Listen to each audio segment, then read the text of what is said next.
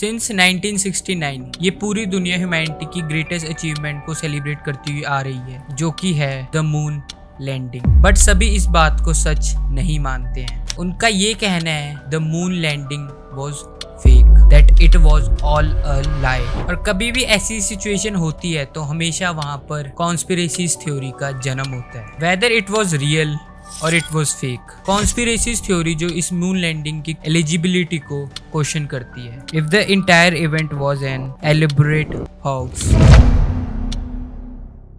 Let's dive into in today's conspiracy theory, the moon landing hoax. सबसे पहले मैं तुमको इस वर्ड का मतलब बता देता हूँ। हॉक्स। हॉक्स का मतलब होता है a trick to make people believe in something that is not true, especially something unpleasant. Simple शब्दों में लोगों को एक ऐसी चीज में बिलीव करवाना जो कि ट्रू नहीं है। तुमने कभी ना कभी तो नील आर्मस्ट्रॉन्ग के बारे में जरूर सुना होगा, जो कि पूरी ह्यूमैनिटी का पहला इंसान था जिसने मून पे कदम रखा था, जो कि एक मिशन के थ्रू गए थे वहां पर, जिस मिशन का नाम था अपोलो 11। बट कुछ लोगों का ऐसा मानना है कि ये सब एक झूठ था, ये सब कुछ एक झूठ था। पूरी दुनिया को यूएस ने पागल बनाया है। कुछ लोगों का ऐसा मानना है कि ये सब एक प्लान था by NASA and US government to trick the whole world. The government, or corrupt government, essentially controls the media. It's no problem for them to produce propaganda films. और ये झूठ उन्होंने इसलिए बोला था ताकि वो रशिया से अपनी कोल्ड वॉर जीत सकें। जिनको कोल्ड वॉर के बारे में नहीं पता, मैं तुमको बता देता हूँ कि कोल्ड वॉर यूएस और रशिया के बीच में हुई थी, जब यूएस और रशिया इनडायरेक्टली कम्पीट कर रहे थे in almost everything, economy wise, space race, Olympics, in everything. और वो लड़ाई इसलिए थी क्योंकि उन दोनों की आइडियोलॉजी अलग थी। एंड ये मिशन चलता है 16 जुलाई से लेकर 24 जुलाई तक। 24 जुलाई को वो वापस धरती पर आ जाते हैं। बट उनके धरती पर लैंड करने के कुछ समय बाद ऐसी सी बातें उड़ने लग जाती है कि वो सब फेक था और ये सब नासा एंड यूएस गवर्नमेंट के द्वारा प्लान करा गया था। इस थ्योरी की मेन जड़ यही थी कि यूएस जो था वो सोवियत यूनियन के साथ कोल्ड वॉर में था और यूएस सोवियत यूनियन को बैंकरप्ट करने के लिए, उनको स्पेस रेस में हराने के लिए उन्होंने ये सब करा था। बोला जाता है नासा एंड यूएस गवर्नमेंट ने इस पूरी मून लैंडिंग को स्टेज करा था एंड स्टेज करने के बाद उसकी फोटोज एंड वीडियोस बनाई थी ताकि वो इस दुनिया को दिखा सके कि उन्होंने मून पे लैंडिंग कर ली है। बट ऐसा कुछ सच नहीं था। इस पूरी मून लैंडिंग के ऊपर लोगों को शुरू से ही डाउट था, क्योंकि फर्स्ट ऑफ ऑल ह्यूमैनिटी में कभी भी ऐसा कुछ पहले नहीं हुआ था। कभी भी किसी इंसान ने चांद पर कदम नहीं रखा था और कुछ लोगों का ऐसा मानना था कि ये बात इम्पॉसिबल है। बट फिर भी यूएस गवर्नमेंट ने ऐसा कर दिया, जो कि आज के टाइम पे तो बहुत ज्यादा इजी लगेगा क्योंकि बहुत सारे देशों ने और बहुत सारे ऑर्गेनाइजेशंस ने चांद पर, मार्स पर अपने रॉकेट्स वगैरह सेंड कर दिए हैं। बट उस टाइम पर 1969 ये चीज बहुत ज्यादा इम्पॉसिबल थी। लाइक तुम खुद इमेजिन करो उस टाइम पे कितनी सारी चीजें अलग थी। एनोमलीज का ये कहना था कि जो अमेरिकन फ्लैग है उन वीडियोस में, उन फोटोज में वो वेव कैसे कर रहा है, जो कि फोटोज में भी देखोगे ऐसा साफ लगता है, ऐसा साफ डाउट आता है कि ये चीज टोटली फेक थी। बट इन दावों के बावजूद इसके कुछ साइंटिफिक एविडेंस भी है कि ये मून लैंडिंग रियल थी।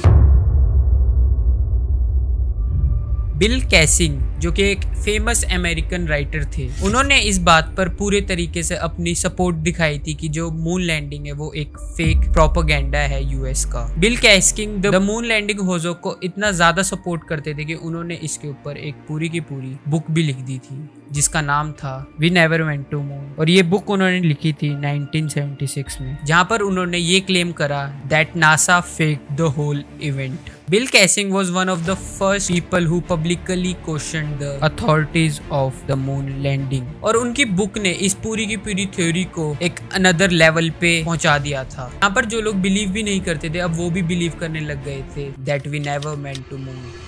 और इस मून लैंडिंग हॉक्स को और भी ज्यादा पॉपुलैरिटी मिलने लगी थी। Another well known name Bart Sibrel, जो कि एक फिल्म मेकर थे और उन्होंने एक डॉक्यूमेंट्री डायरेक्ट करी जिसका नाम था a funny things happened on the way to the moon, जो कि सेम आर्ग्यूमेंट करती थी कि हम कभी मून पर गए ही नहीं। इन बड़े बड़े लोगों के बयानों की वजह से बहुत सारे लोगों के मन में डाउट आने शुरू हो गए that Apollo 11 mission was a lie.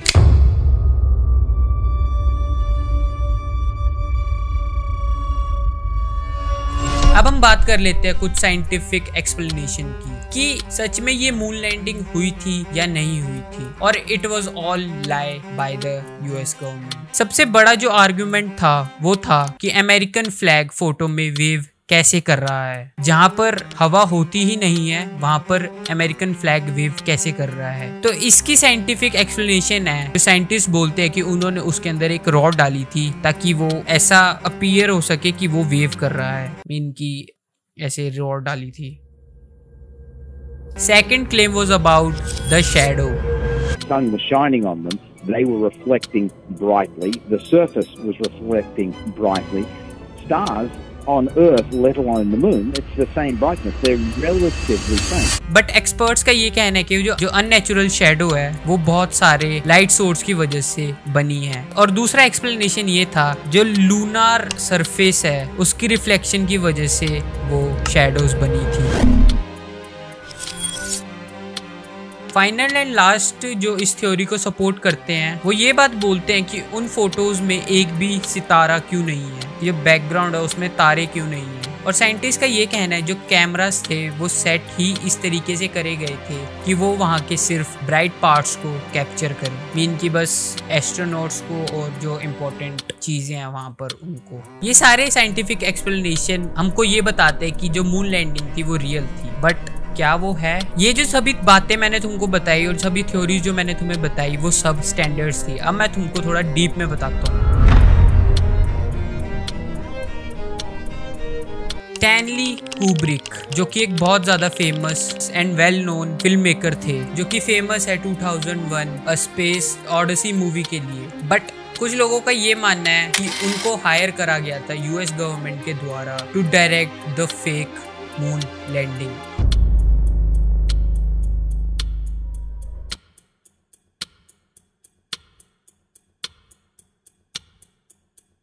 Kubrick ने अपनी सिनेमैटिक स्किल्स का यूज करके एक ऐसा एनवायरनमेंट बनाया जो कि सेम मून जैसा था। Some even claim that his movie Shining is full of hidden clues. बोला जाता है कि उन्होंने अपनी इस मूवी में, द शाइनिंग मूवी में, अपनी involvement in faking the moon landing को एडमिट किया है। हालांकि ये सारी कॉन्स्पिरेसीज थ्योरी है, सच किसी को भी नहीं पता सिवाय यूएस गवर्नमेंट के और नासा की, बट फिर भी इन बातों पर दुनिया बिलीव करती है। In the end the moon landing conspiracy ने आज भी लोगों की फाड़ के रख रखी है, मीन की आज भी वो लोगों के दिमाग को सोचने पर मजबूर कर देती है कि यूएस गवर्नमेंट ने सच बोला था या झूठ बोला था। क्या यूएस गवर्नमेंट ने सच में हॉलीवुड डायरेक्टर को हायर करा था to film moon landing and उन्होंने पूरी दुनिया को पागल बनाया था? सो तुमको क्या लगता है, क्या ये बात सच है कि हमने चांद पर कदम रखा था या ये सब बस एक झूठ था by US government to defeat Soviet Union? मैंने तुम्हें पूरी थ्योरी बता दी है, अब तुमको कमेंट करके बताने कि तुम क्या बिलीव करते हो और तुम्हारे क्या थॉट्स हैं। तुमको क्या लगता है कि ये बात सच है या झूठ,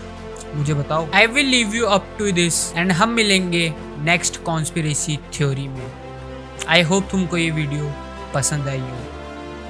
बाय। सच था।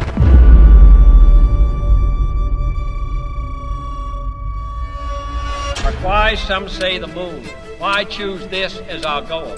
And they may well ask, why does Rice play Texas? We choose to go to the moon. We choose to go to the moon. We choose to go to the moon in this decade and do the other things. Not because they are easy, but because they are hard. Because that goal will serve to organize and measure the best of our energies and skills. Because that challenge is one that we're willing to accept, one we are unwilling to postpone, and one we intend to win, and the others too. 50 years on, the feud continues, as a surprising number of people still believe that we never landed on the moon. time in the